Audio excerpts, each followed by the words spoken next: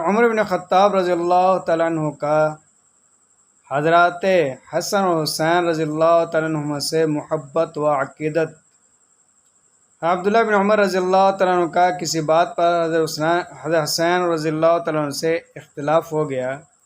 تو حضرت حسین رضی اللہ تعالیٰ عنہ نے حضرت عبداللہ بن عمر رضی اللہ تعالیٰ عنہ سے کہا کہ اے ابن غلام، کہ تو میرے غلام کا بیٹا ہے۔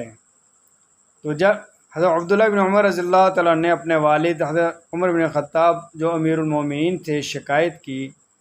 تو امیر المومنین سیدنا عمر بن خطاب رضی اللہ تعالیٰ عنہ نے فرمایا کہ جاؤ جا کر یہ کلمات لکھوا کر لے کے آؤ۔ وہ گئے اور حضرت حسین رضی اللہ تعالیٰ عنہ سے عرض کی کہ میرے والد محترم یہ فرما رہے ہیں کہ آپ یہ کلمات لکھ دیں۔ حضرت حسین رضی اللہ تعالیٰ عنہ نے یہ کلمات لکھ کر دے دیے تو حضرت عمر بن خطاب رضی اللہ تعالیٰ عنہ نے ارشاد فرمایا کہ ان کلمات کو میرے کفن کے اندر رکھ دینا، کل قیامت والے دن جب میں اللہ کے حضور پیش ہوں گا